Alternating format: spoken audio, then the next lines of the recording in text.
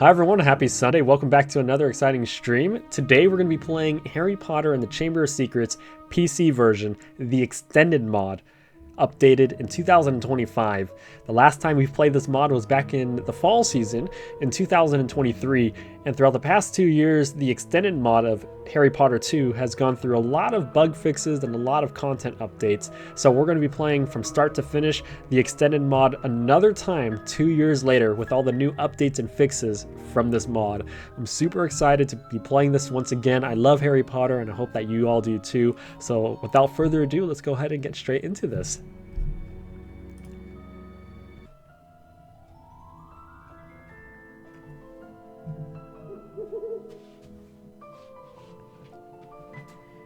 Harry Potter lived at number 4 Privet Drive with his horrible uncle and aunt and their hateful son, Dudley. Harry was often locked in his room, and even though he was a wizard, he couldn't escape because he wasn't allowed to use magic when he was away from school. One evening, a house elf named Dobby appeared. Harry Potter must not go back to Hogwarts. If Harry Potter goes back to Hogwarts, he will be in mortal danger. Dobby disappeared, and shortly after, Harry's best friend Ron Weasley and his brothers Fred and George arrived in a flying Ford Anglia to rescue Harry from his prison. They flew him to their home, the Burrow, where Harry spent the rest of the summer before traveling by Floo powder to Diagon Alley.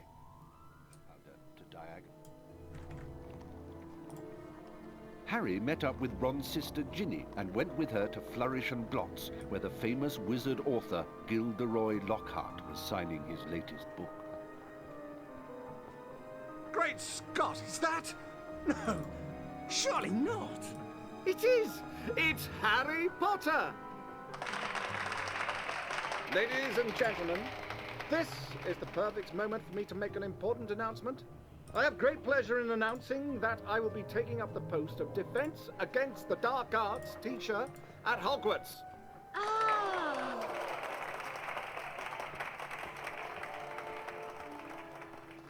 Bet you loved that, didn't you, Potter?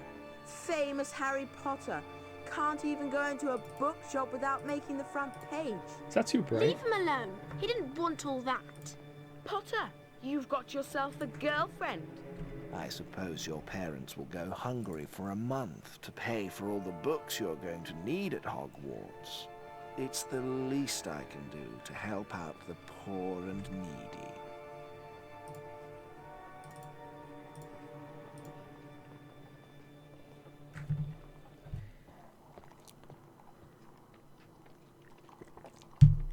Harry, we've missed the train. The Hogwarts Express left 5 minutes ago. Oh no! What are we going to do? Well, I know that Dad took the flying car to work this morning. It's parked in Charing Cross Road. Okay, it's our only chance of getting to school on time.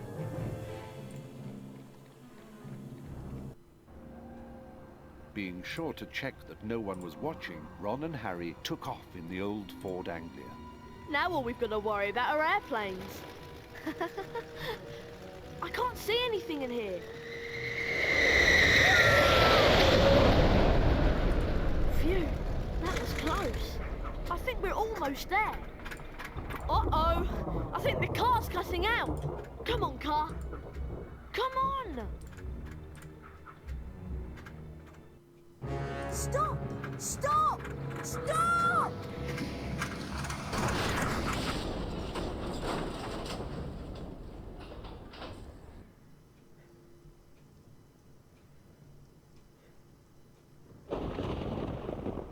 Ron! Ron, where are you? Over here, Harry! The Whomping Willow's got me! Don't worry, Ron. I'll come and get you. Just hold on. I can't do anything else. Hurry up, Harry! All right, we're in. Love the graphics. So classic. Yeah. I can open chests with the Alohomora spell. To cast a spell, press Let me know if the and hold audio's the good. left mouse button.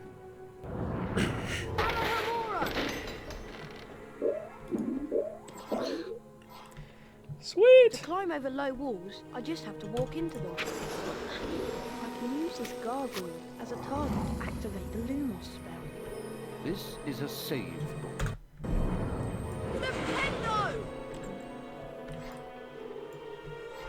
I love the particle effects here. For a game that's released back in, I believe, 2002, it has gone, like, I think for graphics at that time, very impressive, the particle effects here. It's so cool. They did a really great job with all of this back in the day. Bet I can cast Rependo on that luggage to push it to that ledge. Hurry! This branch is squeezing me like a snake! Alohomora! Ooh, A chocolate frog. Chocolate frogs replenish some of your stamina. They taste delicious.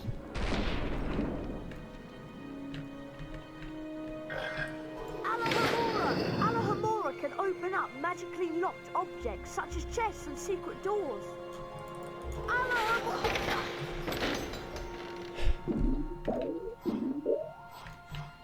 very nice.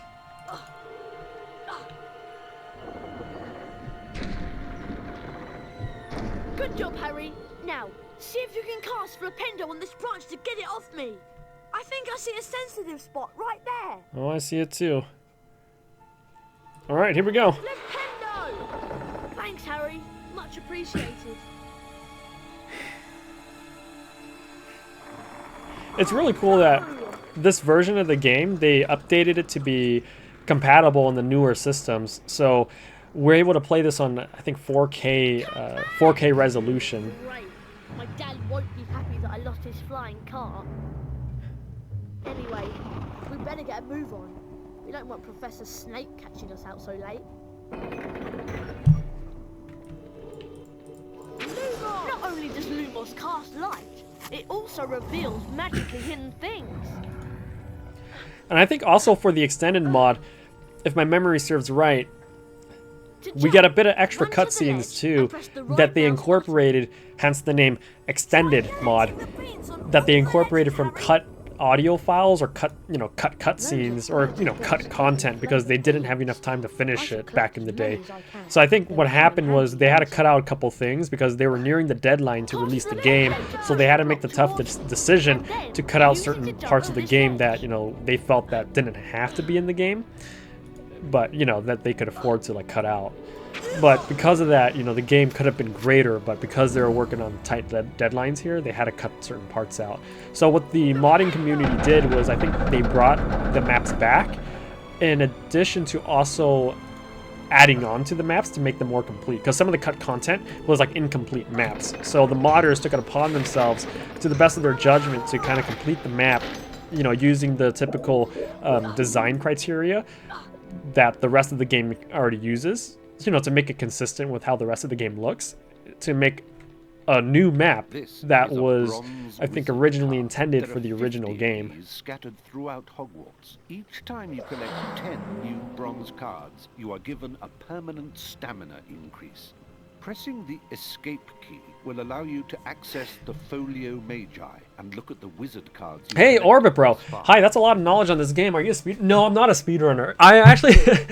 the thing with me is speedrunning is not my thing. I just like to play a game to enjoy it. But because I love Harry Potter, ever since I was a kid, and I watch a lot of Harry Potter streamers and stuff, and because I played a lot of the Harry Potter PC games growing up, a lot of the for nostalgic reasons that I still play now, that I'm still a fan.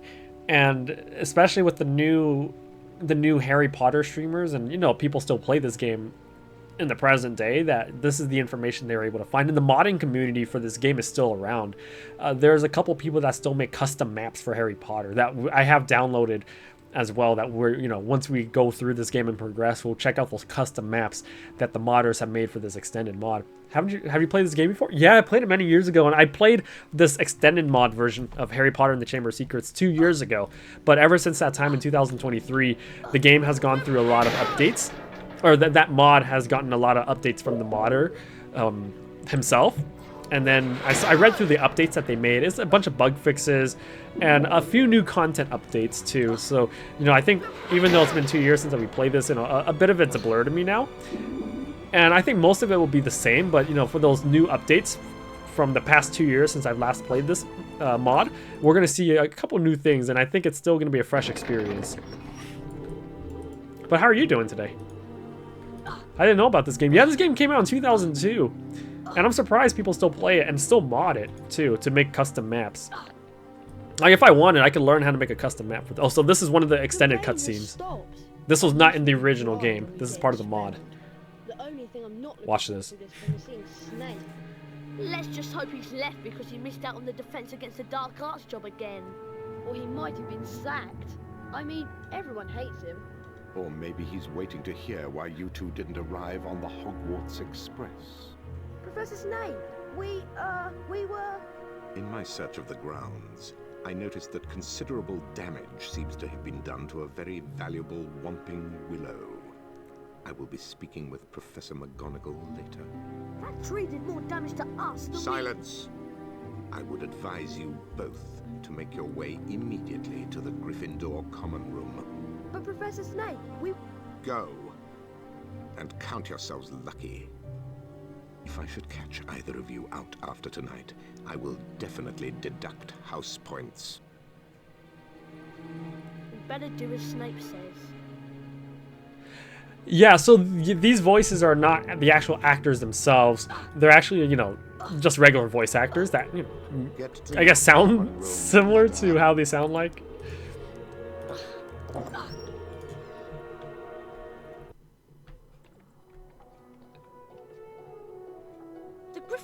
So something I want to mention too, what the original game, the difference between the mod and... Oh, this is new right here. This is what the mod does different. And something that the mod does different here, in the original game, the windows here are actually, they would show like it's shining light, even though outside was dark. But what the extended mod did was they try to keep consistent. Like if it's nighttime outside, it's going to be nighttime, you know, from these windows showing. So you can see that it looks pretty dark outside from what the windows are showing. And everything in this hall that you see, the lights, like the brightness of this light, it's been adjusted. Like the overall like environment of lighting here has dimmed a bit to kind of make that simulation that it's nighttime outdoors. So that's cool. Because the original game, you walk in, the lights are all bright and stuff, and it's kind of like, you know, in terms of immersion, there's that inconsistency there. So I'm glad the mod did their best to kind of keep things like realistic. Why, if it isn't young Potter, how are you? Glad to be back at Hogwarts? Well, I would be, Nick, if Professor Snape hadn't caught me outside. Well, I suppose... Love when people fix visuals. Yeah. And because the modders have successfully created like this map maker software, like even now, I'd say like 10 years from now, you know, hypothetically, people could still make custom maps from scratch for this game. Like that's how passionate everybody is about, you know, this old game that came out over 20 years ago. That if you wanted, you could visit this game, you know, let's say 10 years now, in which case that's 30 years, right, that the game has come out, and people are still making custom maps using the available assets and, you know, textures to make whatever creative map they can make.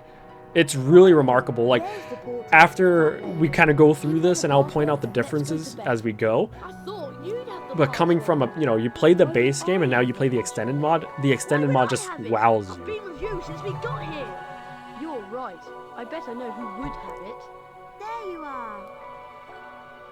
Right on time. So something I want to highlight too is that some of the audio dialogue that you see here was not in the original game. However, the voice actors, when they recorded all these lines, and a lot of those lines got cut out because they had to kind of shorten the game because they were on that deadline. So a lot of the voice lines were actually recorded already, but were not added to the final version of the game. So what this mod also does is they bring all those voice lines back to extend some of these cutscenes that you see here, to extend some of the dialogue that the characters have with each other. Set up trading opportunities throughout Hogwarts. Some of us will occasionally have an item to trade. If you have enough beans, we'll trade with you. Where are we supposed to get all these beans? They're hidden all over the place. It's not hard to find them. You should have enough to start trading in no time. But how's your weekend there, Orbo? It'll be a pleasure doing business with you, I'm sure.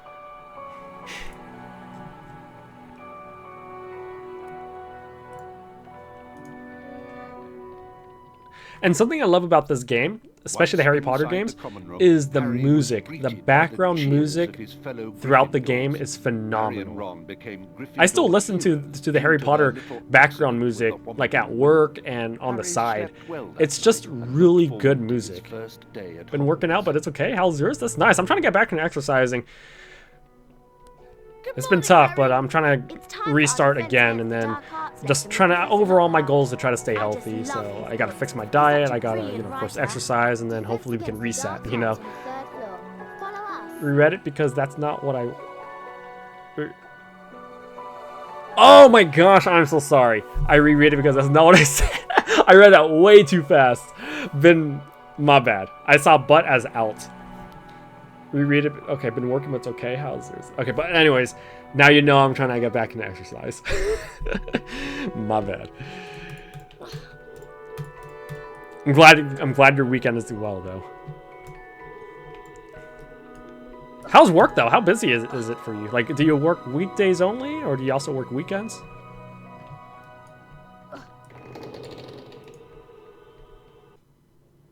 I want to as well, but I've fallen off the horse for... Oh, geez. No worries. Stay healthy overall. I tell that to everybody. I tell it to everybody every stream. Stay healthy. Stay happy.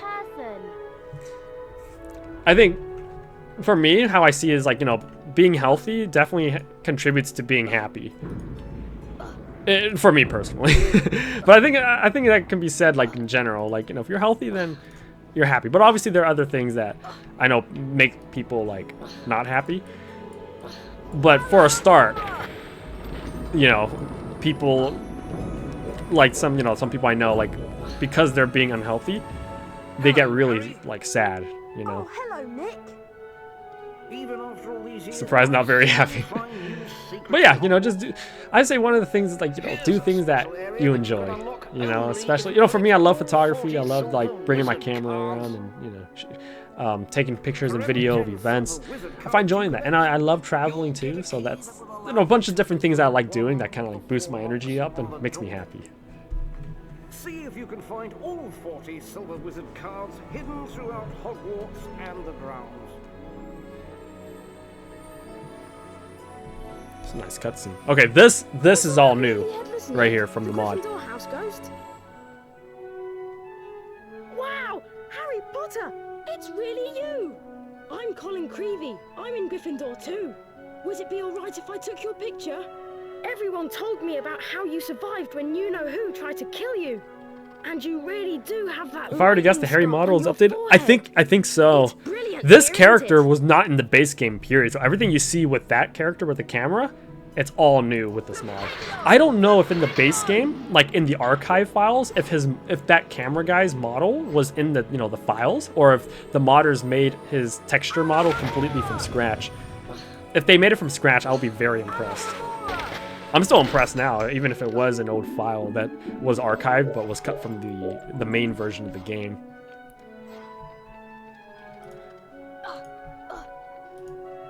Did they make the kid with the camera for you? Maybe. I mean, I'll take that. Okay, they were not in the base game before. So that's Ron's sister, Ginny.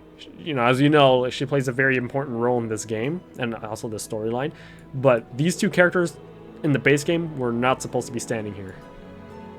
Hello, Harry. I'm so glad I got sorted into Gryffindor like my brothers. Oh, that's cool.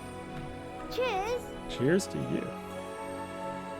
So we're going to be going around the second floor to the library. So the library that we're about to see is phenomenal. This library was modded, completely made from scratch. And this door right here typically is not open, but they made this library that we're about to see right now enterable through this door here. The library, yeah. So this right here, this hallway, I love the lighting, by the way, it's great. Imagine the scenery. They took this from an inspiration from when this game first came out 20 years ago. One of the screenshots of the game was showing that Harry was running down this exact corridor with this purple carpet running towards us. And then I think he's being chased by the ghost named Peeves. So then what the modders did was they wanted to bring this exact setting back. And I think in their mind, when they were making this library map, they're like, oh, let's make this hallway part of the library map. So we'll see right now. So we go down this hallway that we saw as a screenshot with no other context behind that screenshot about what this room with the purple carpet leads to. So the modders decided, you know what? We're going to make this the library. This is it. Welcome to the library. Everything that you see here, made from scratch from the modders. It's a big library. Like, look at the attention to detail, the layout of everything. There's actually a lot of secrets over in this map, but I'm not too good at finding them. Like, there's a video of somebody going through all this. I think there was like at least 5 secrets here. You have to cast at certain places, and then it'll reveal a secret spot. I'll see if I can get lucky. This is a save book. So here's like one of the secrets, I believe. So I think there's another one over here that I have to hit. See, right there? Wait, so the model and textures in here are... No, all the models and textures here are pre-provided from the game. It's just putting this together, this entire map was made from scratch. But they used existing textures from the base game. Like, you know, this carpet, this tile, the wood, they're all from the base game, but they just took those textures and just, you know, arranged it to make this library. So we're gonna save the game real quick. I wonder when they're going to do the There's a secret here. That's cool. That is really cool. A secret room.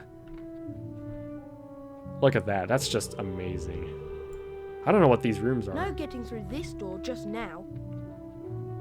No getting through this I don't know just now. What's past the door. I'm curious what's past the door. I think this one takes you to like... Oh. Where the heck am I? Whoa. Wait, what kind of room was that? I think the only way to access that room is you have to, like, you know, use like kind of like cheats to get through, but what is this room? Hold on, where are we? I don't know what kind of map this. Let's go through it. I'm always happy to give students This part is all modded too. They made this entire level, again, using existing base textures and you know, like kind of the architecture here, and made the whole thing from scratch. Whoa. That's cool.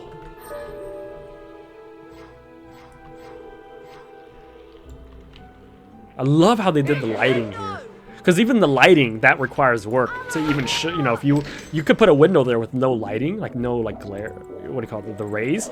But the people that when they modded this, they took the time and effort to actually do that. To put the rays on the light.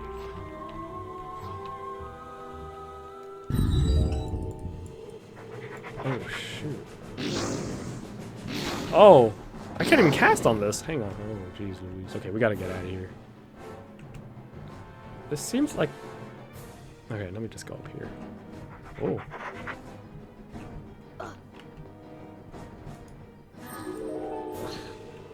I'm not doing this correctly, how it's meant to be played, because we did not unlock certain spells yet. So we're just gonna kind of fly through this to kind of figure out... This is actually a big level. What the heck?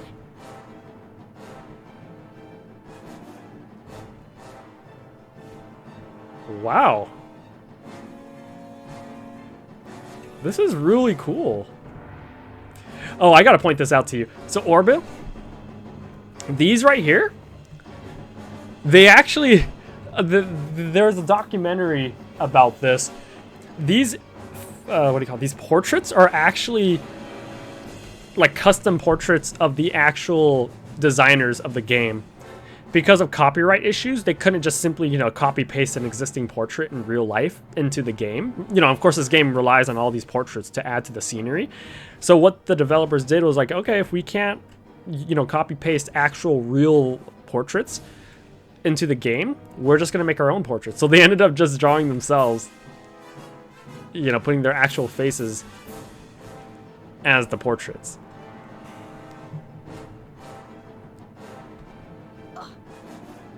This is a nice little room. The modders, or the game developers, not the modders. Good job, Harry. I don't know what kind of level this was, but sure, we'll take it.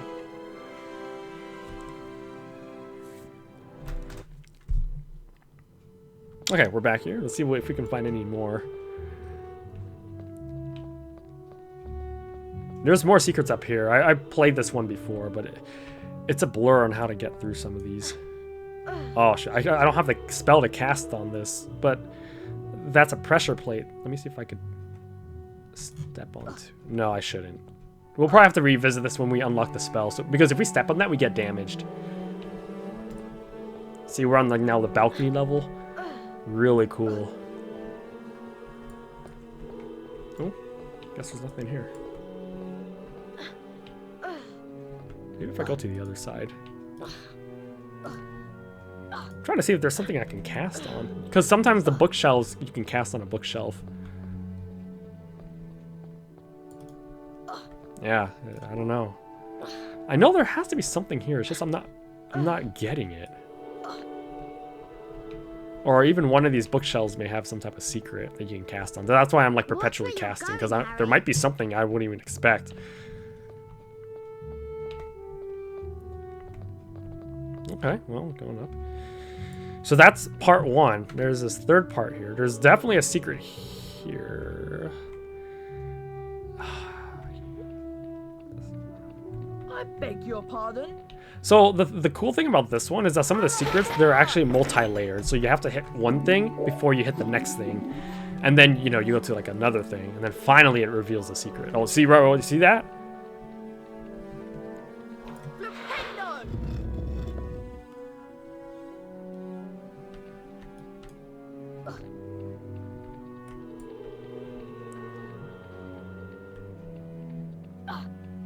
Oh. That is impressive. What's down here? What the heck? That's cool. That's cool. I love the music they play in this. Alright, going to the next one.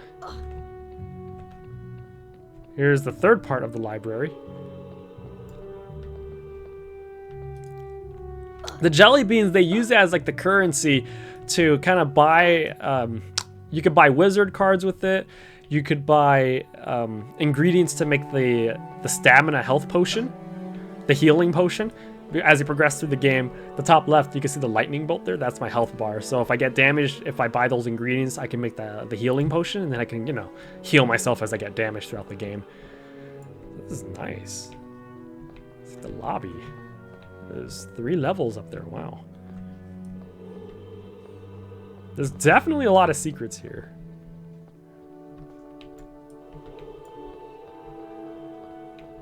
This is so cool.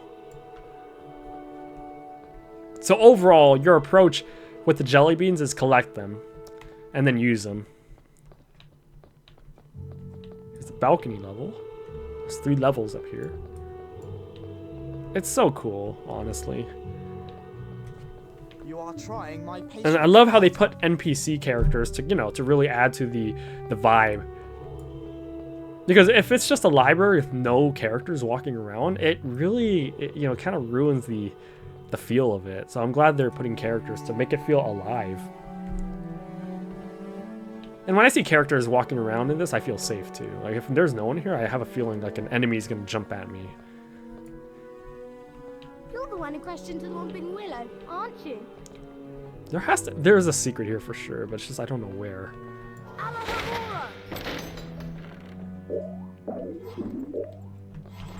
There's YouTube videos of people actually playing through this and showing you where all the secrets are, but I'm not about to like watch that on the stream right now because like I got things to do.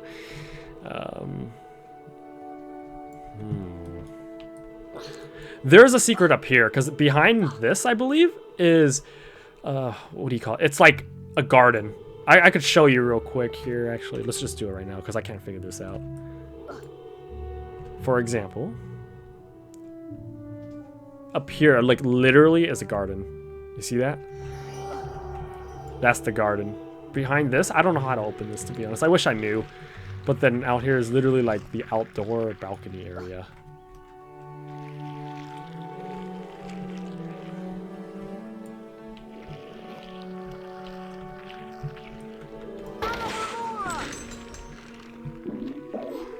What if I can just jump off?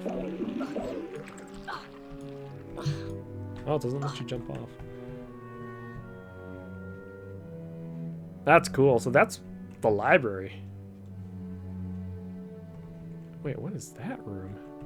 Whoa, there's another room up there. How do you get up there? What? See, oh! Oh! I don't have the spell to cast on that, so we're just gonna go through it. Wow! Here's a puzzle. This one looks straightforward. Let's kind of get it in the right spot here to unlock some of these bookcase doors. So the first one, for example, we would go here. No! Oh shoot, I can't cast on that. Oh, I messed up. Hang on, let me avoid that, because that can damage me. So the next one we're going to put...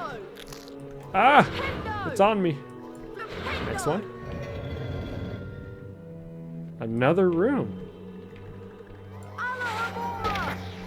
This is one thing after the next. It's so cool.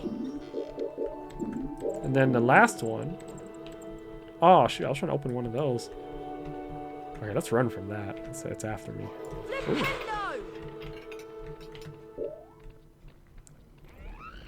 Oh, no, no, no, no!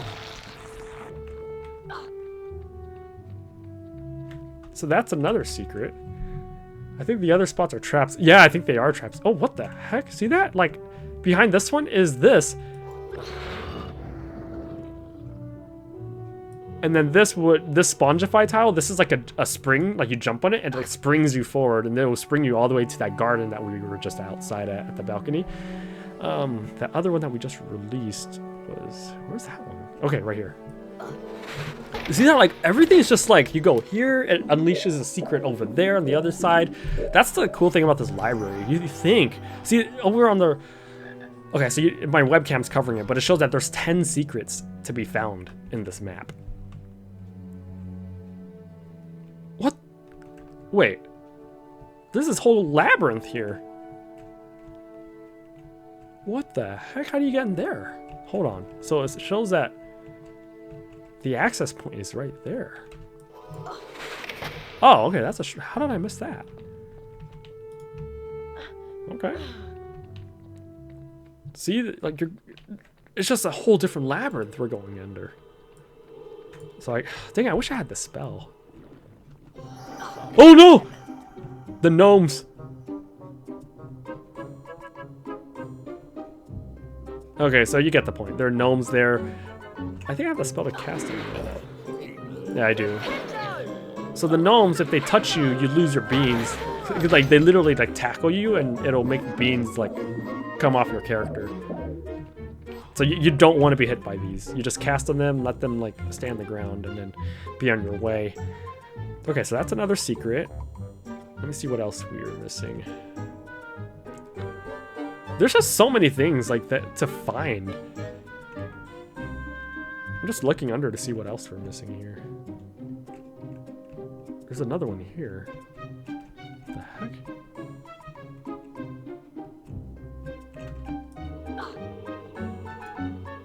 I have no idea. Oh, I think this pressure plate possibly opens this. So we're gonna go in here. Oh, and then once you cast on that unleashes a different secret. So the issue is, again, I'm only like at the beginning of the game, but as you progress through the game, you unlock more spells, different spells that can like be casted on certain materials like these. So yeah, this library level. In order to find all the secrets in full, you have to be like near end game, where you have all the spells unlocked, so that you can revisit this area and check out all the areas that they're hiding as secrets. Well, yeah, that's the library. So we'll continue.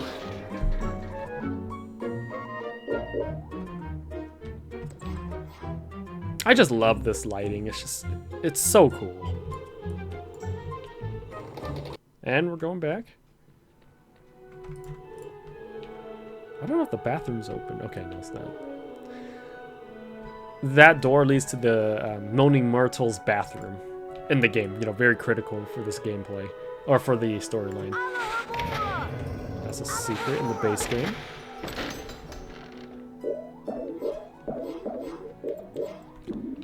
Nice. We'll miss the bean there, because why not?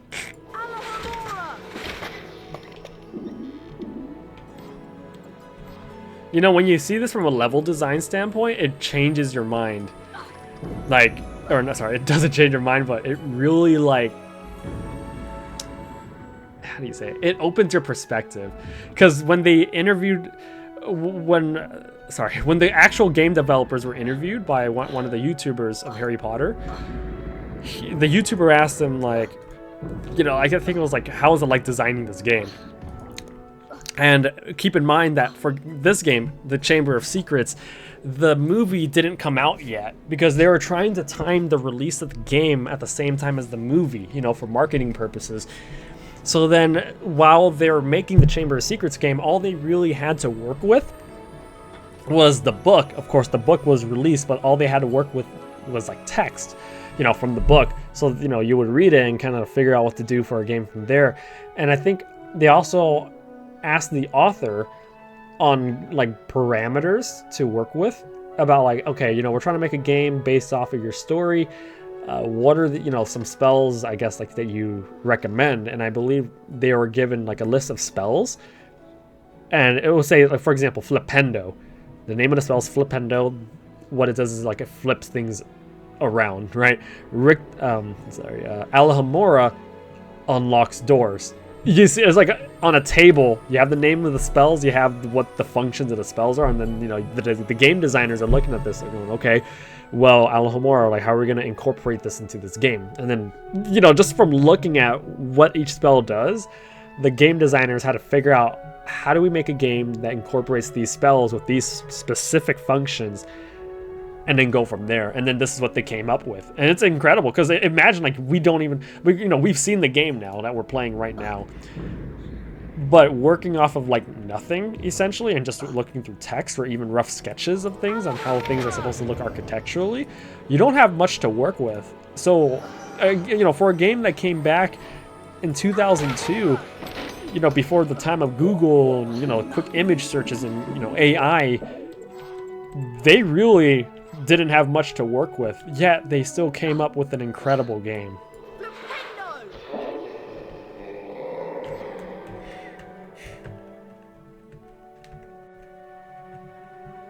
So overall, you gotta hand it to them. They did a fantastic job.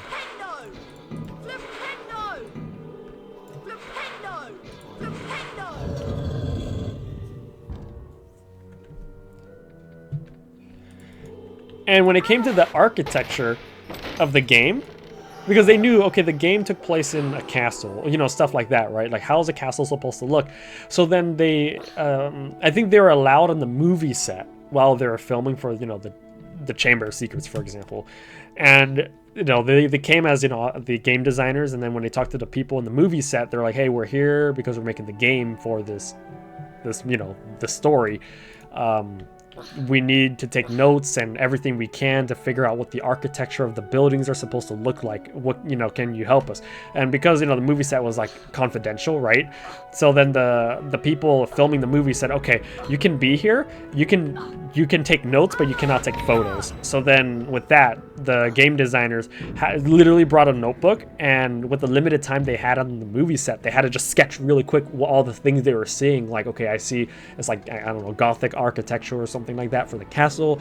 These are how certain things kind of look, and then go from there. But had they been able to take photos, it would have made their lives so much easier. The first movie, yeah, the first movie was out already, so I think this was in terms of the Philosopher's Stone, or the Sorcerer's Stone, for the first game that came out. But, you know, point being is that when they had to make this game for the first time, it was just really not simple. But they made it work.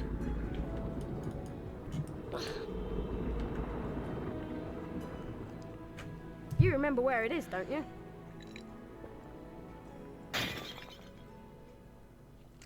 And I'll say for the second game, I wouldn't say the second game, designing the second game was easier, but I wouldn't say it was too hard to. I guess the first game was hard because they had, like, it was the first game.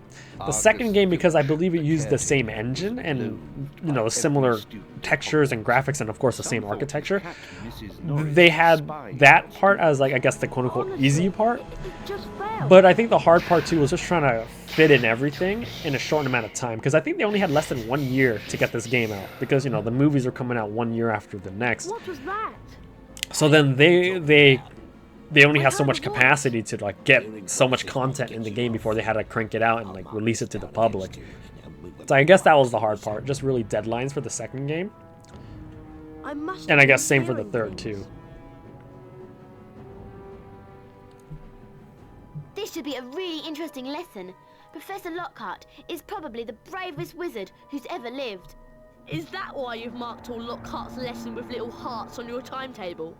I have not. Are you okay, Harry? I'm fine. Come on, let's go. So that little cutscene there was also, the dialogue was also part of the mod version only, not from the base game. I love those textures, the particles that you see when it casts the spells. It's just so clear now, especially on this updated version of the game, where they made it more compatible with newer systems for higher resolutions. Welcome to Defense Against the Dark Arts. My fame makes an introduction unnecessary, but I'll delight you with one anyway.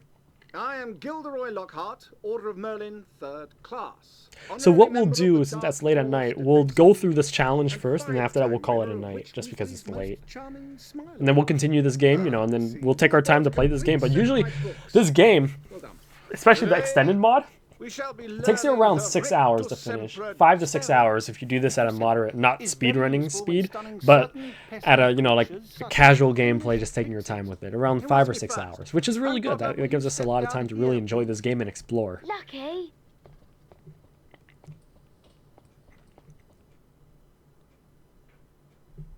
Clear your mind completely, Harry.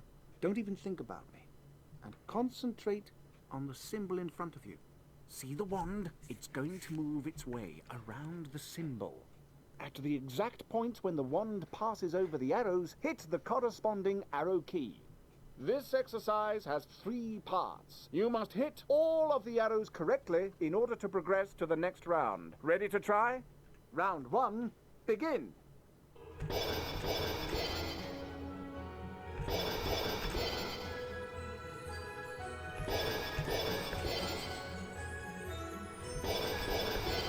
Good. Well done, Harry. You've advanced to the next round. 5 points to Gryffindor. Round 2, begin.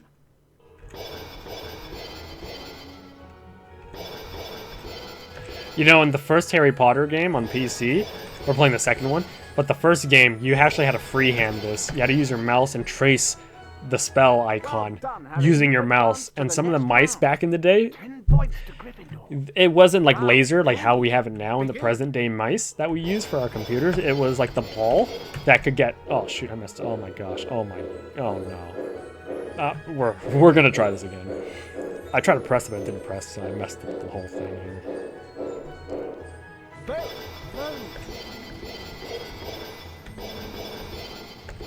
But now everything's just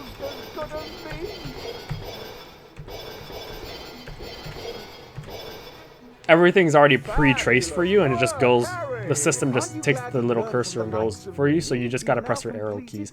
It makes it significantly easier, but with the old first game where you had to use a mouse to like trace it yourself, especially with those old mice, the ball could get dusty, so it makes your movements really rough and jagged and stuff. And I'm kind of glad they kind of use this arrow system where you just press the keys instead. It makes it easier for the player. Because I think the focus of the developers is more like they wanted you to enjoy this gameplay instead of being stuck on like a little spell casting tracing thing. And what I like about the mod too is that for this particular level, they changed the music to be more of a like a peaceful music. In the base game, they changed, like when you entered this level, the music was completely like eerie and stuff. And it makes sense though too, because like this whole level, like the color scheme of it makes it feel like you're in a very spooky location. Alright, here we go. Okay, now the music has turned kind of spooky. Oh. Alright, we'll go through this. Oh, you can cast on these for more beans. This, once we get it in this platform, this will be like an elevator for us. Little shortcut, so we don't have to go through the ramps. Wizard cards are important. So how this works is the bronze wizard card that you just saw that we got, if we get 10 of those, it gives us an extra health bar, which means our health gets bigger. So that's an incentive to get the wizard cards. That's a giant orange snail. Avoid touching them or the silver wizard cards that you saw me get earlier, those are for unlocking a secret room to get... that secret room is like another level challenge, in which in that level you would get gold wizard cards. And the gold wizard cards don't serve any function except for collectibles and just like, you know, collect them all type of purpose. But the silver wizard cards is to unlock that room for the gold wizard cards, but the value really is in the bronze wizard cards, because that's the one that gives you health bars. That can actually, you know, help you progress through the game easier.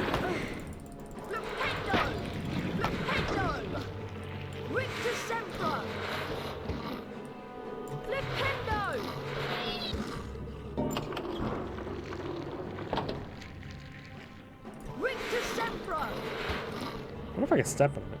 Oh, no.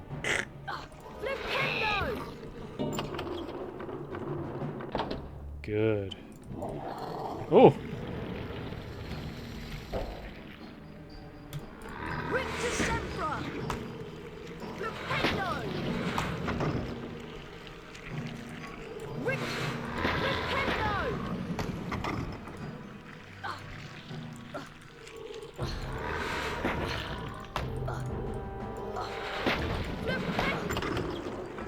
That should be a silver wizard card.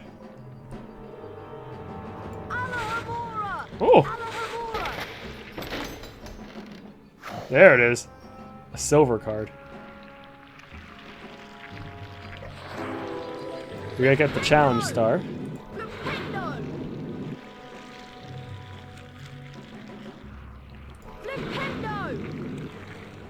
Two challenge stars. The stars increase our timer, because as you can see the timer's going down, but when we get a challenge star, we gain time.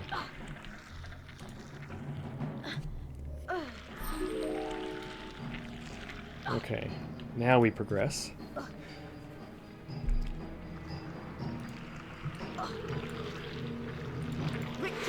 don't think this really serves any purpose besides beans. Yeah, it just gives you beans.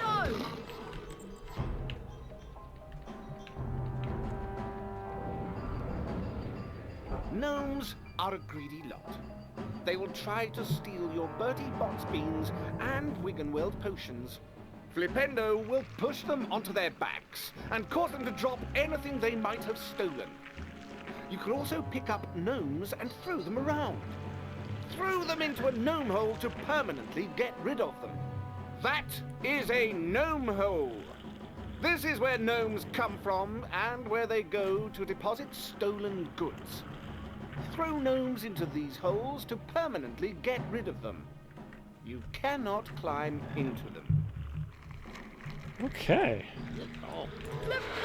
Oh, how did I miss that? Flipendo! Alohomora! Alohomora! Oh, a bronze card, nice.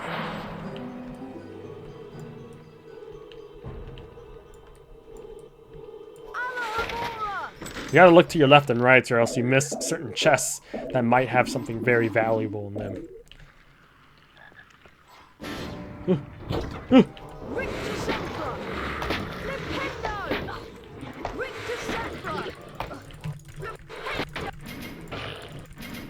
Oh shit. I'm trying to do that thing where it's like you could go to the little escape screen and then you could cast really fast. Some speedrunners do that. Actually, I think all speedrunners do that. But I'm not good enough to do that.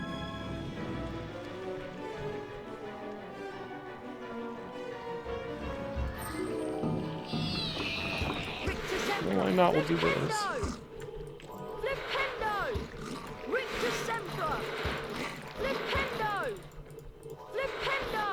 You really only do this if you really need the beans, but in this extended mod, there's so many opportunities for beans.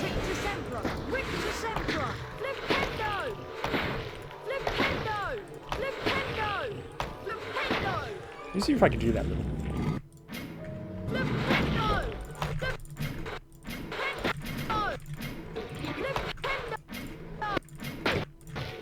I couldn't do it. I can't do it. I'm bad at that. We tried. I'm not a speedrunner, guys. I'm sorry. I'm just a guy who plays a game. Wait, how did I get to that side? To save time, let's just go here.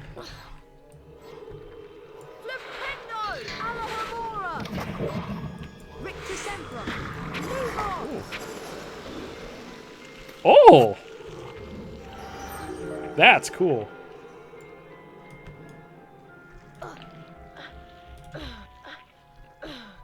I like how this lights up too around you.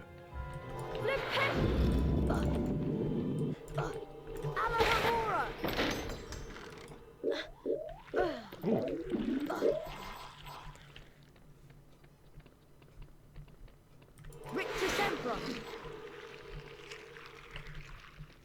That's such a random snail there.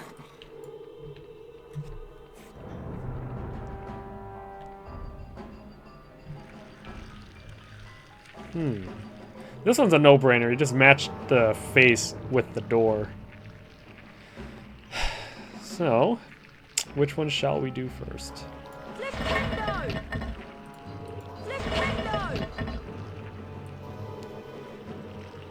Let's do the fat.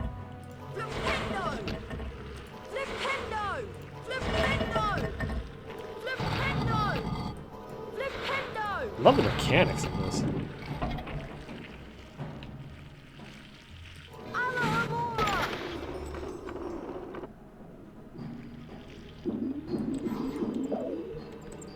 Very nice. Next one.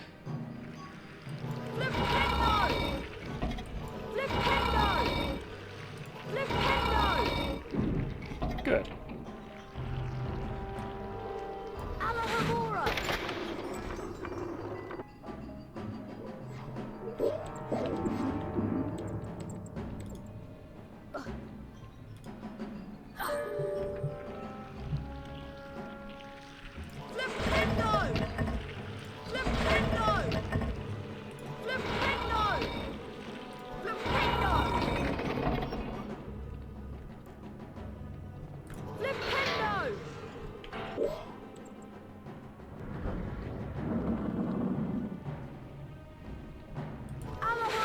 See what I mean? You gotta look behind you. We got a bronze card.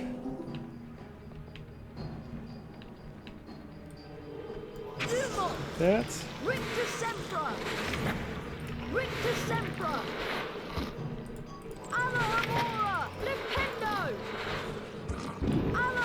This has to be a card. No. Good enough. Now that is a Cornish pixie. Troublesome and annoying creatures they are. If they touch you, they will bite. So try to avoid them. Rictus Sempra will stun them. Roger that. What's this? Oh! Can I jump off this? Oh, I can jump off it. I wonder if there's a way I can just bypass this whole thing. Because I've seen speedrunners do it for this particular part. Ooh. Although that's a drop. How do I do this? There has to be a way. Can I just jump to the other side? Oh! Huh! We take those.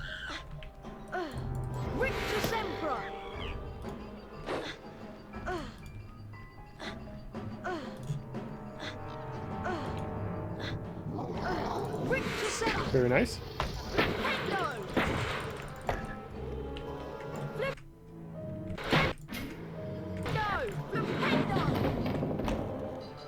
I tried to do it again. I couldn't do it.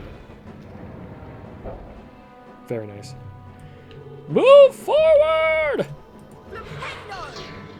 Oh! Oh, we got a lot of activity in here, guys. Can I go in here? No, doesn't let you. Oh! Not even here, too. Move forward! Let's go! Move, move, move!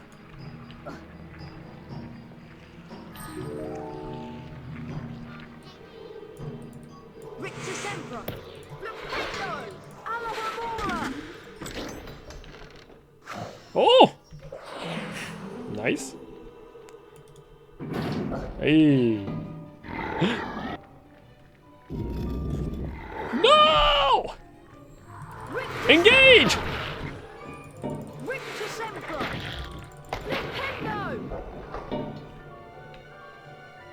Easy. Can I just jump in there with them? What if I just jump in? Oh, it doesn't let you. Whoa.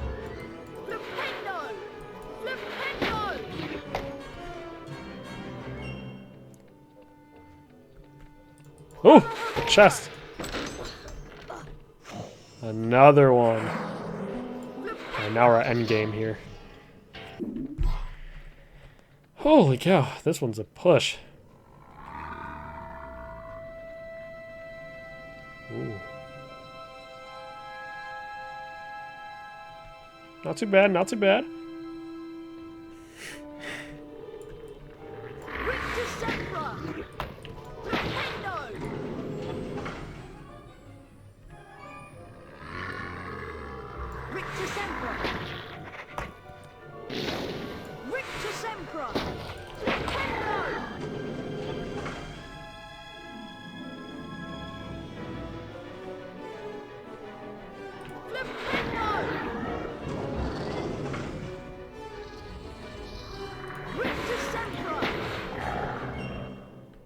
There we go.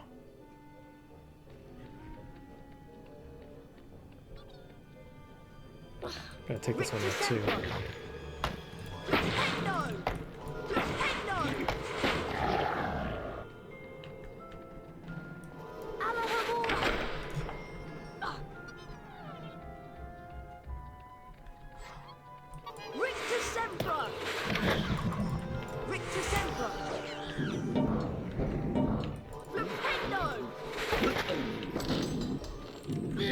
Whoa, silver card! Heck yes!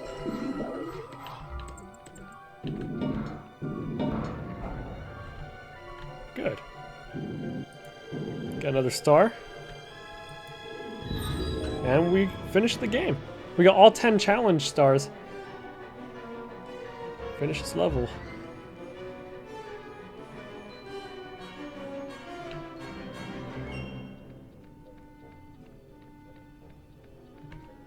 This one isn't too bad. Easy.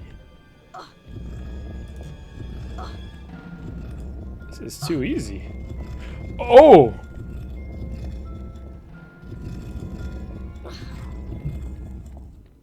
Walk it all the way to the edge.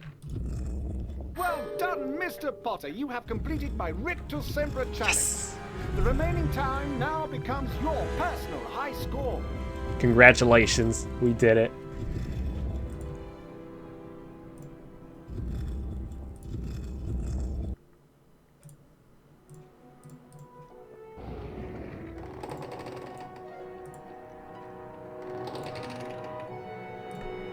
Alright, so everybody in here right now, feel free to come join the Discord if you guys want to come by and join the community. Really nice people there.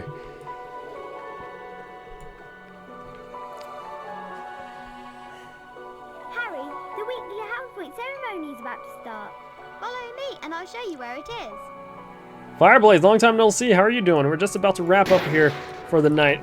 It's so good to always have you here. It is going well. How are you doing? How's your weekend? We're about to see the Bean bonus room. Good morning, everyone. Oh, we are so up right now. Look at that. 206 points for Gryffindor. I am Albus Dumbledore, Headmaster of Hogwarts. Welcome to the very first weekly House Point ceremony of the school year. The house with the most points wins a visit to the Bean bonus room. The length of the visit depends on going well. Always nice to see you live. Memories? Yeah. Or see you live memories. Yes. Indeed. This game goes a long way back. It's been 2 years since we've played this game from start to finish. Last time we've played this was in 2023. They updated this mod a few times throughout the past 2 years that we're going to see for ourselves now in 2025. And I don't mind playing this game again. It's going to be a fresh experience. Oh wow, this is great. I wonder if you can cast on that. You can't. Because we don't have the rest of the spells unlocked, we're very limited on where we can go. How old is it? This game came out in 2002, so 23 years. 23 years is a long time.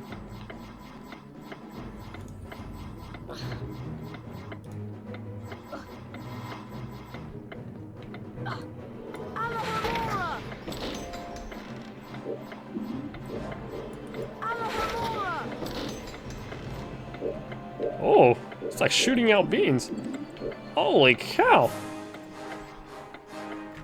Okay. We're just gonna teleport so we can get access to the other beans. I remember I used to play the Wizard 101 as a kid and then rage quit that game. Oh jeez, why'd you rage quit?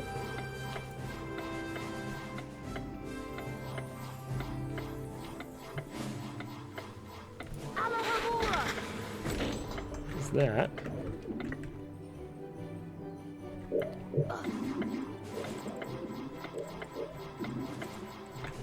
Yeah, we don't. Oh, jeez.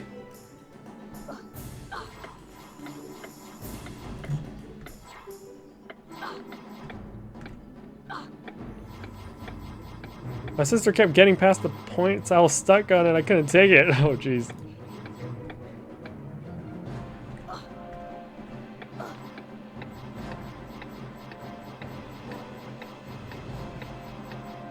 Okay, good. We'll go up here. There's some beans up there. Good. And yeah, because we don't have the other spells unlocked, we can't really do much for these ones. But we could drop in here.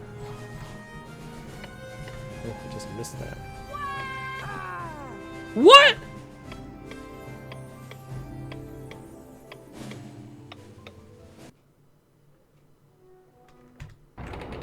Ain't no way we just died there. How? Good morning. Okay, hold on. I'm so sorry, everybody. That height wasn't that bad. If anything, a broken ankle, but to the point where I just lost everything? Okay.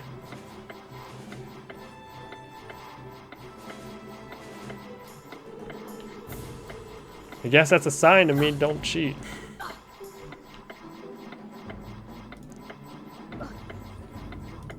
Fireboys, we might go to Japan again. Next, I think next spring. I'm trying to go with my parents. I'm trying to convince them to go because it's a great experience in Japan. You got to check it out. So they're close to getting convinced to go. It would be a shorter trip though, not 3 weeks. We'll probably just do like a week or two. How are the Japan trips usually?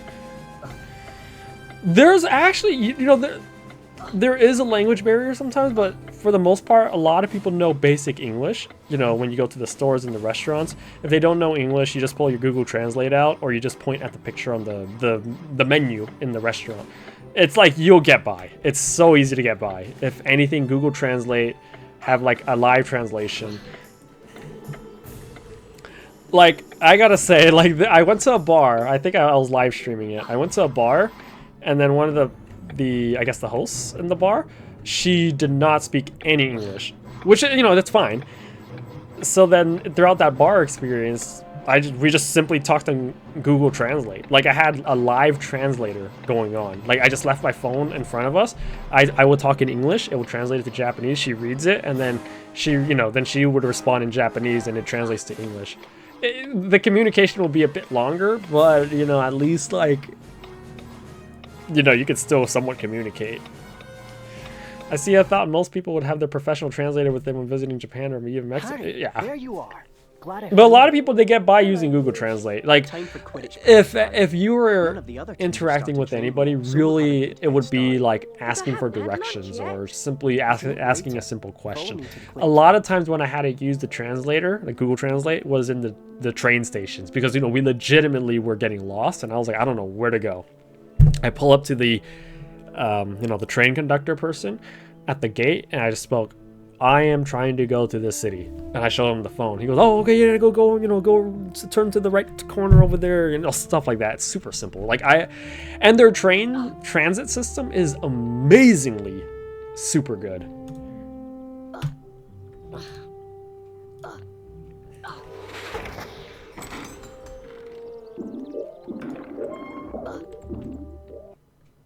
Listen up, Harry. We're going to make sure we win the Quidditch Cup this year, and the way we're going to do that is practice. Yeah, it's super clean in Japan. First, a quick recap of what we learned last year. The food is great. It's cheaper because the US dollar is really strong in Japan right now. I think the conversion right now, let me see. If I'm right, let me see, my calculator says so $1 US to 154 yen. So the yen since March, so March was like month 3, so it's already November. So 7 months ago, the yen hasn't really changed in value versus the US dollar. How do you convert your money before heading there? Oh, sorry, do you convert your money before heading there, or is it like you pay for your stuff and it converts it to the point of sale? Yeah. I did withdraw some cash to pay for, you know, certain things in cash. But most of the things I paid by credit card, and that's when it converts to, you know, after you swipe the card, it does the whole thing, like does the conversions for you. The time I did do, when I did withdraw cash, you know, for the money exchange at like a 7-Eleven, it was to bring just enough cash to go to the temples, because I think the temples I think you could pay by card, but some of them only take cash, and they're very like small amounts of cash when you go to these temples and like buy little things. It's super, like, that's why you want to bring like cash. Super convenient too. And the other seeker. I'm going to have a Gryffindor stand in as an enemy seeker. You'll need to make sure she's out of the way before you can catch the snitch. Don't worry, they'll take it easy on you.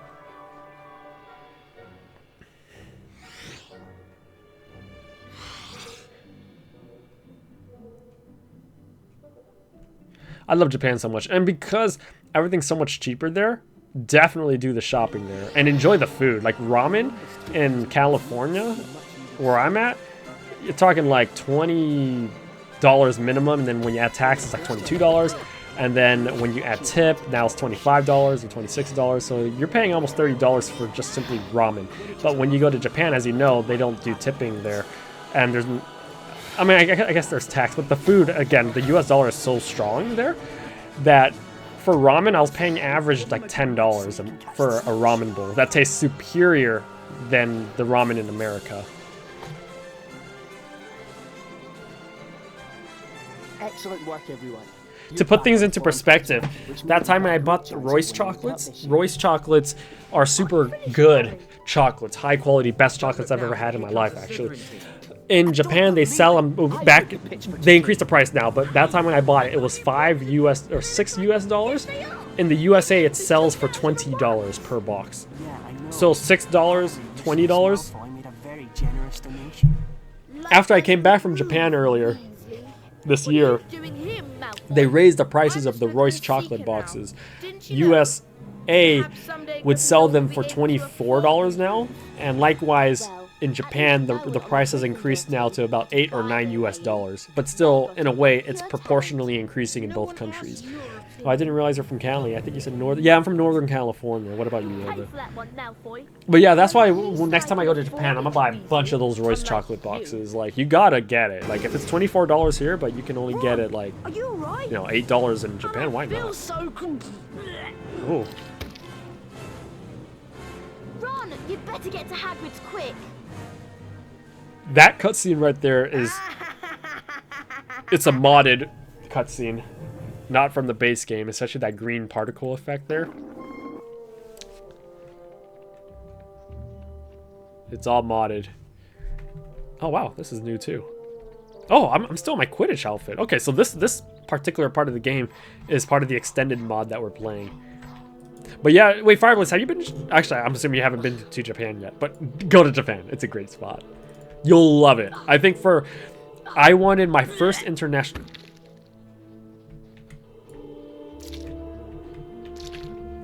I wanted my first international trip to be Japan specifically, because Japan's so easy to get around, and I wanted to kind of be somewhat safe for my first international trip, and not be too like scared and stuff, and too uncomfortable with knowing how things work. And I'm glad I did that.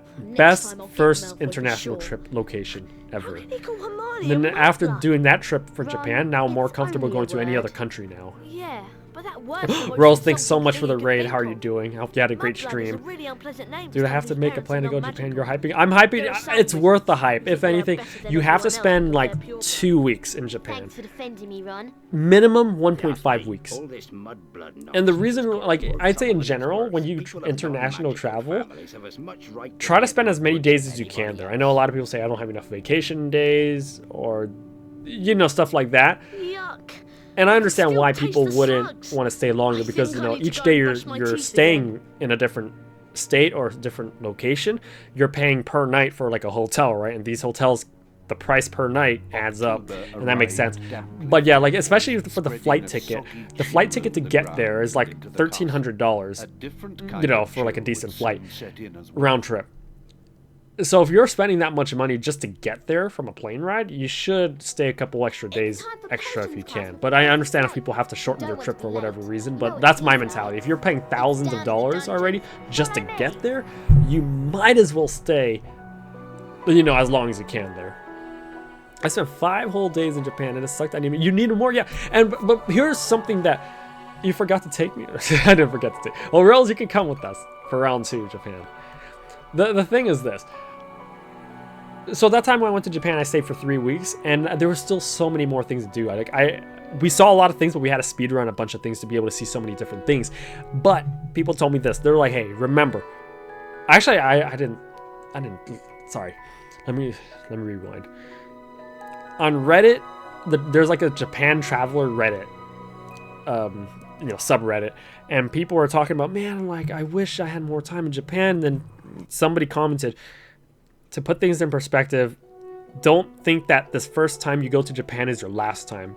Always come to Japan with the mentality that you're going to come back again in the future. And that change, like, just having that in your mind changes your perspective significantly. Like, it changed the whole mood of how I saw the trip.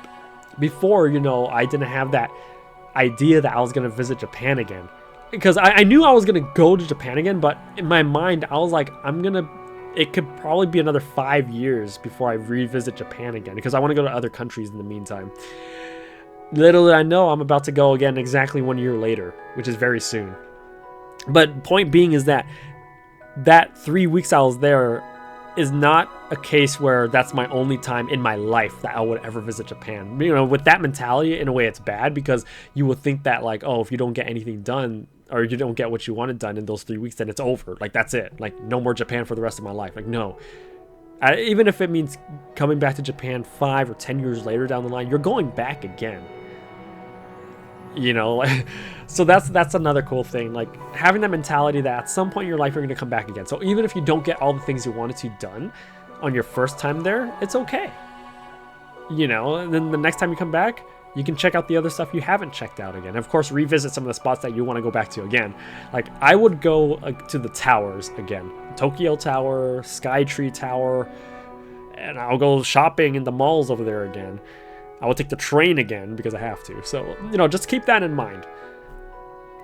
So my big recommendation is take your mom shopping. You're right. That's enough. That's true. Well, but there's something I can just share with everybody here is when you travel, try to stay there as long as you can, especially for international travel, because you're spending so much money already just to get there. You might as well try to stay a couple extra more days if you can. The next thing is don't ever cheap out on your hotel. Especially for an international trip, pay more for the comfort. 3, go wild. Enjoy the food. Enjoy everything you can. Take a lot of pictures. Take a lot of video. It's for the memories. As of right now, I'm about almost done finishing editing the 3 weeks of the Japan trip from earlier this year. And as I rewatch the clips that, you know, like that I filmed throughout every single day, you know, I'm having that like, wow, I'm rewatching each clip. I'm like, wow, I remember that exact time when I filmed that part of the trip. And just seeing like 1 or 3 clips or something, just from a certain portion of that particular day, it brought back all the memories of doing that particular experience on that particular day, roaming around Japan. Like, it's been over 6 months now since that trip, and then rewatch. Now I'm like grinding out the editing for these videos now for that trip, and I'm just like, wow, like I'm so glad I recorded every single day of this trip. Even though it's a long time to edit each one of these videos, because these videos can get like up to an hour long for each day, but it's all well worth it. I could just relive the whole experience again 6 months later, or maybe a couple years down the line, because the videos are there now. I'll never forget this trip in 2025 to Japan. It's just amazing. And especially like going through the museums, because like I mentioned, we got to see so much, but at the same time we had to kind of rush through a couple things. So because I was able to film a lot of this, especially at the museums, when I rewatched the museum vlog, I can have a closer look at some of the things I was passing by and kind of read some of the plaques that they had, you know, to talk about the history of certain things I was looking at over there, like the statues or some artwork or, you know, anything like that. So, you know, that's another plus side to like recording and stuff. Do you have any specific places you're excited to go to in Japan when you go back? For sure. Definitely the towers. The shopping experience. I want to actually be able to shop more, because when we went to Japan, we mainly went to the temples, you know, the destinations, more so than the shopping. We did go to like 1 or 2 malls, but we didn't really stay there long.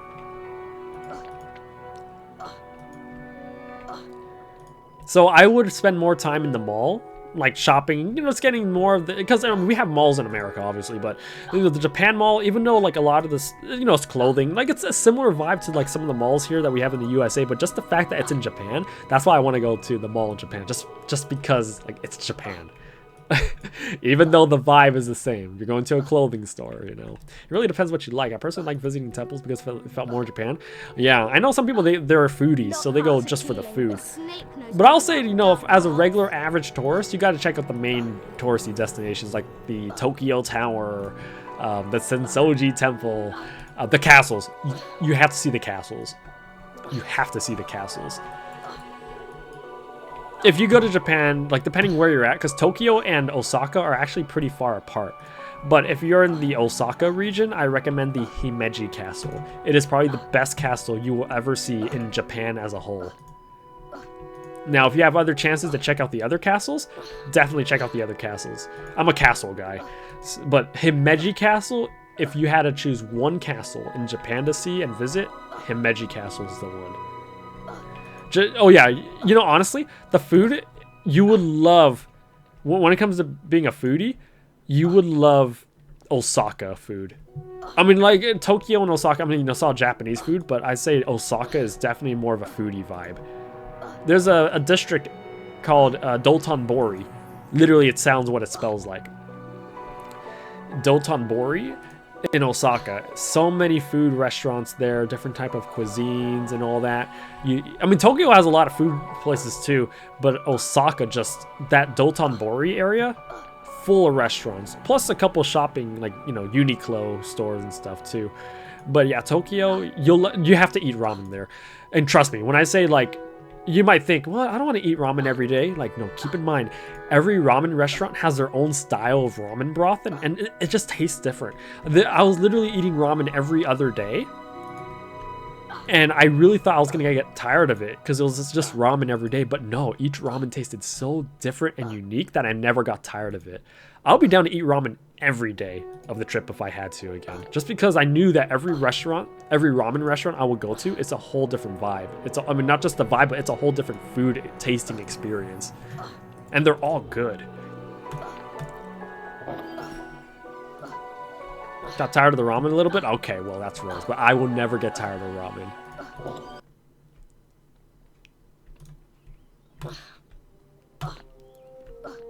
Hello.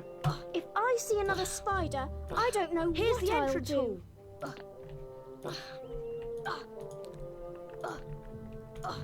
And there's another thing too, Fireblaze. I would say this, you know, because I'm a somewhat sociable guy, sometimes. Like, when you go to the bars there, especially, I think in Tokyo, yeah, Tokyo, there's this place called the Golden Guy. It's pretty much like a bar district. Very small bars that can only really fit like 7 people max in the bar. But there's many of those small bars. When you go in there, you know, most likely you're going to be interacting with other tourists too from around the world. And just really enjoy the social interactions you have with them. There's a chance, you know, this might be only like the first and the last time you see them, right? And you'll never see them again just because, you know, you're from different parts of the world. But I'll say enjoy the moment. Like, the thing with that place I enjoyed a lot at the Golden Guy bar when I went with my sister. We met some people from Southern California. We met some people from like South America, literally everywhere.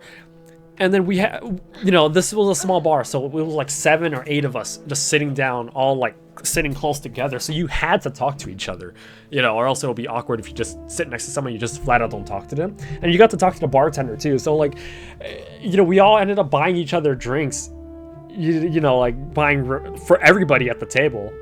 It was just a vibe. Like, you really enjoyed everybody's company. You know, they're in the same position too, where they're traveling too, so they would like to meet new people too. So it's like everyone's happy to be there. Everybody's relaxed, and again, the US dollar is strong, so buying a shot there, you know, like a glass of whatever, is super cheap there. So, and it's for the vibes. Like, honestly, just like enjoy the moment. Just buy everybody a round of drinks and just enjoy it. Enjoy the night. Enjoy the day. Like, when I went on this trip, my mindset was like unrestricted spending. I mean, not to the point where like I break the bank, but to the point where it's like, if I want something like food-wise or something, I'll get it. Or, you know, clothing, I'll get it. Like, that's the thing when you go on these international trips. Like, I know people want to like budget and save, which is good, you know, plan out like how much you're expecting to pay, but when it comes down to it, go wild, honestly. And that's probably one of the best experiences ever, when you go on a trip knowing that you don't care how much you're spending and you're just here to have a good time. Oh, that's the best thing ever, because now you can free your mind to enjoy other things instead of being worried about the finances and all that. But still, you know, obviously don't spend on something like completely outrageous, but just, you know, swipe the card here and there, you know, swipe the card, enjoy the bars. enjoy it, honestly. Life is short. Life is really short. And I know, you know, even in life, everyone's saving money, you know, but you gotta enjoy your life. You're only given this one life. I'm not rich, but you're only given this one life, and it's like, what are you gonna do with it, you know? And, you know, some people are like, oh, I'll wait to, you know, I'll save money, I'll wait. So, well, how long were you waiting for, you know? Now's the time. Now's the time. Make things happen. Time to make your dreams come true. And the older you get, I mean, I can testify to that because I'm feeling it now too. I don't have that much energy as I used to. And I guess it just comes with age. But with that being said, you know, do things like this while you're still young, and, you know, while your legs still have a lot of, like, energy to walk that many steps. Oh, Fireblaze, the last thing I'll say is this. Get good running shoes, or, you know, shoes that you're comfortable with walking in, because in Japan, it's a lot of walking. Every day, if you're on such a trip, you're going to be taking like 20,000 steps per day, and your legs will get tired. And take time to rest too, because even if you, after like a full day of 20,000, 25,000 steps, you know, even if you have a good night's rest, your feet might not fully have been recovered yet. So after, let's say, 4 days on the trip of 20,000 steps a day, it's going to catch up to you to the point where your body just needs to rest, and you might need to take like a full day of rest. And with that, you know, not like literally just staying in the hotel all day, but just like going to less destinations per day for that recovery day, where you just maybe only go max one location, just rest your legs at like a restaurant or something. Just like a take it easy day. That's what I mean. But enjoy the trip, honestly. It's so cool going around Japan. Alright, so it's getting late. I got work, so we'll continue the series of the Harry Potter and the Chamber of Secrets Extended Mod 2025 another day. We still have around another 5 hours of gameplay to go. So this game as a whole for this Extended Mod usually takes 5 to 6 hours if you play it at our type of speed. We're not speedrunning this, we're just really playing to enjoy the vibes and the environment. So again, you know, I hope that everyone enjoys the gameplay so far. It's been 2 years since I've been playing this Extended Mod version. This game has definitely gone a long way throughout the past 2 years for the mod, with all the bug fixes and the new content that they're adding to still keep this extended mod a fresh experience for everybody. So it's really great to be back here again playing Harry Potter. I love Harry Potter. It's, even though it's an old story now, it's an old game, it's still fun. You know, a lot of people still play it, and it's a very loyal community for the Harry Potter games out there. So yeah, thank you all for coming in. This is me, Socrates. Happy Sunday, happy daylight savings. It's finally November. We're getting close to the holiday season. I hope that y'all had a really great weekend. And the last thing I'll say again is go to Japan, or if anything, go travel the world. Go enjoy life. Life is amazing. Enjoy it. Rose, thanks so much again for the raid. I'll catch you all later. And then I'll wish you all a great night, and we'll see each other next time. Peace out.